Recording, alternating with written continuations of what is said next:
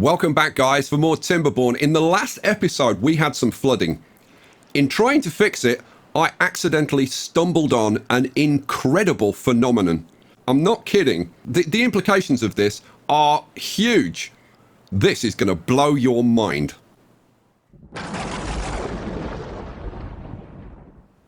Okay, guys, I want to make a deal with you. If what I show you does not impress you, does not blow your mind, unsub. Hit the dislike button, never come back. Right? But, if I do impress you, if I do blow your mind, right, hit the like button, maybe even leave me a comment. Even if it's one word, even if you just go, wow, that would be fine. That would be fine. So, for anybody who's not been following the series, or maybe you've just spotted this one video and you're interested, this is the setup, okay? We have 5 water tiles down here, 5 water source tiles. I'm going to turn on the dev tools. For anybody who's not familiar with this series and my videos, I never use the dev console. Well, almost never, well, let's put it that way. But for this video, I want to make this a quick video because I don't want to bury important information in like a 40-minute video, because I think people might want to come back and refer to this in the future. So let's we turn on the dev console, and then suddenly we get all kinds of information about the water source. I have increased the strength of these from 1 to 2, which means that instead of producing 1 cubic meter per second of water, they produce 2 cubic meters of water per second. Now, we already know that trying to get 10 cubic meters per second of water through this canal, which has a cross section of 6, it's 2 by 3, it was problematic. And then at the end of the video, I made one tiny little change, and we did manage to get the water flowing through here. Right. Would it impress you if I could get the water to flow through this channel? Maybe? Maybe. So now we've only got 4 tiles. Okay, would it impress you then, if that doesn't impress, would it impress you if I could get it to flow through a channel, one tile wide, 2 tiles deep? Well, that's what we're going to do. Let me get rid of this, first of all. Now, one of the things that made me intent on figuring this stuff out was that I had some comments on the last video. People saying things which are just not right at all. People saying, oh, you can't get 10 cubic meters of water per second through a channel any smaller than 10 tiles in cross-section, which is just not true. And people saying things like, oh, you've got stairs in the water, or pillars or platforms in the water, and they interrupt the water. No, they don't. They have absolutely no effect whatsoever, which I'll prove to you. Okay, so let me show you the magic, and it kind of is a bit magic. So what I'm going to do, this is not necessary, but I'm going to put in across here a wall, just so that I can show you the flows. Okay, and I'm just going to extend this up 1 tile like this. Okay, this is the magic. The magic is what happens when water passes over and through a shape like this. So where you've got a channel in the center and a raised tile on either side. What I want to do is get this up to this level. Okay, so like this. Okay, and then the next level is going to be exactly the same, but everything taken down 1 tile. And then I need to do the same again. So I need to dynamite that center channel. Boom, boom, boom, boom, boom, boom, boom. Awesome. Let's get rid of the smoke. I'll put in flow gauges and I'll show you exactly the behavior. But this creates an incredible phenomenon which compresses the water, and you can create maximum water flow. Let's finish putting this together, shall we? So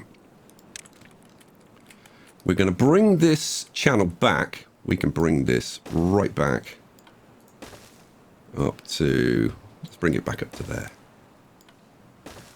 Now, I hope that at least some of you are looking at this and going, that is just not going to work. There is no way that you're going to get 10 cubic meters per second through that channel. It's just not physically possible. All right, we'll see. We'll see. Let's see. Let's make it even worse. Now, to illustrate that the stairs and stuff make absolutely no difference whatsoever, I'm going to put in. Let me see. I'm going to put in some platforms here. Oh, I want too high, don't I? Yes, I do.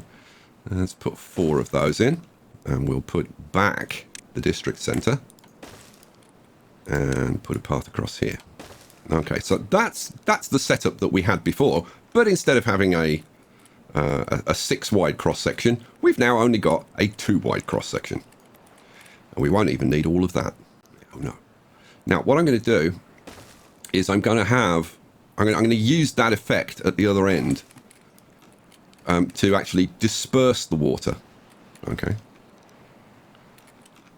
You know, let me put some stairs in here to make it even worse, because I really want to illustrate this point. So we'll have stairs going down here. Those stairs have absolutely zero effect on water. Okay, that's done. The last thing I'm going to do, this is all looking a bit wide. Should we constrict the flow a bit more? Yeah, go on. Let's make things really difficult. So there we go. All right, we've literally just started the drought.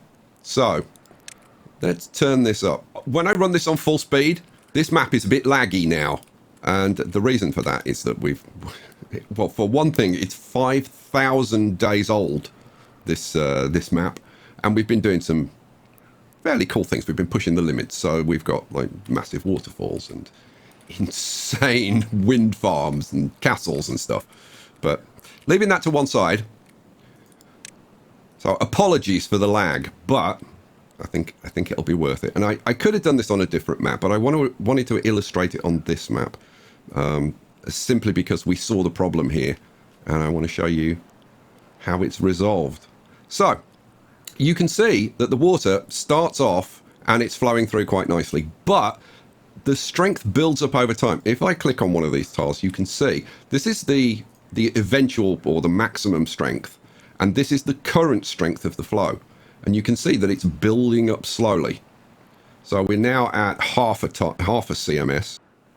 Now, I'll put in some stream gauges on the top, because I want to illustrate that this will build up to become exactly what this is. So this is currently at 1.7. Oh, we're close. 1.7. Oh, look at it. Look at it building up. Is it going to flood? Is it going to flood? Am I going to look like a complete clown? Not flooding yet. Strength 2. Now, if we look at these, the water level is 0.3 of a tile. And the water current is 2 CMS, 2 cubic meters per second. And each of these is identical. Boom, boom, boom, boom. You know what? I'm going to slow this down at this point. Okay, so what we've done is compress the water using this crazy effect. I wonder if this will become known as the sky storm effect. Be cool if it did. So yeah, what was I doing? Oh yeah, I remember. So we're at 0.3 and 2 CMS. Okay. If you add together those 5, so 1, 2, 3, 4, 5, then what we should get is a height, a water level of 1.5. 0.3 times 5 is 1.5. And water current of 2 times 5 is 10. Well, let's see. Look, stairs don't make a difference. I am going to ram that one home. Right, let's throw this in. No, I didn't press the control key. There we go. What is it? Well. 1.5, 10 CMS. all that water is being compressed into just these 1.5 tile cross section. And look at the flow. It's awesome. Now, is that the maximum flow that can be achieved? I believe it is.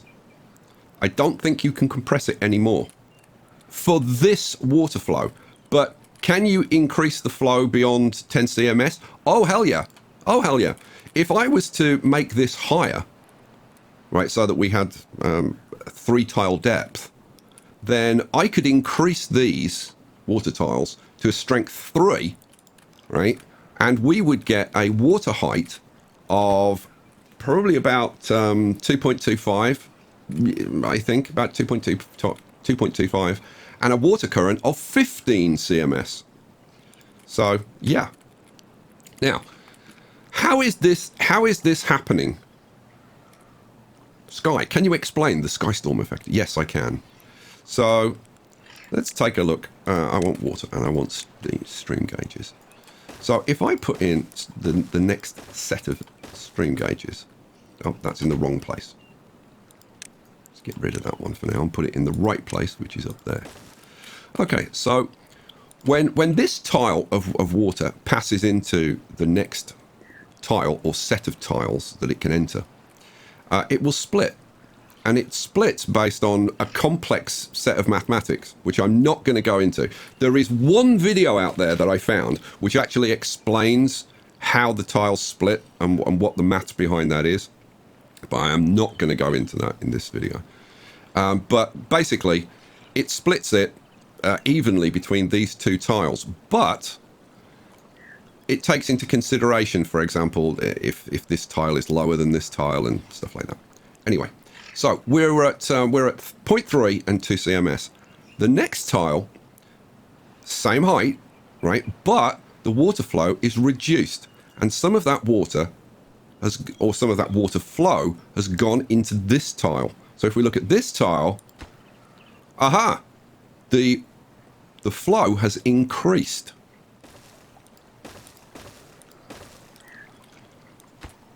If we look at this row, okay. Now we're down to 1.3 CMS. This one 1.8. The one in the center is down to 5.7. 1.8, 1.3. It'll always be the same on the opposite sides. If we go a little bit further, because the water travels into this one, but it's still falling into here. It's still compressing at this point. So if we have a look at this point, here we've got nothing. Here we've got nothing. Here we're at 0.5 and 1.8. And in the center, we're up to 6.4 CMS. Now, by closing off this, the channels on either side, the water is forced into the center channel. But you do need some distance. If you don't have enough distance for the water to back up a little bit, then you'll start flooding. So you do need a certain distance between where it's compressed and where you're further compressing it into a single channel. But there you go. That is how you achieve maximum water flow. Now, I said the implications of this are huge. Well, yeah, the implications of this are absolutely massive. First of all, it means that no matter what your water source, like how big it is, you can always compress it into a single tile channel to distribute your water around the map. Well, that's huge because you don't need wide channels and therefore you're reducing evaporation, which is awesome. But there's another thing. There's another thing. Let me show you. If I dynamite a few tiles here, boom, boom, boom, and then throw in a water wheel. Let me show you this. Over here, I've got my perpetual motion machine. And if we look at these are producing 180 horsepower, which is not bad. We've got a flow through this channel of 4 CMS. But If you can ramp that up like we have here, you can get some very, very impressive numbers. Let's throw in a water wheel and let's see what kind of numbers we can get from this. What do you think this is going to produce?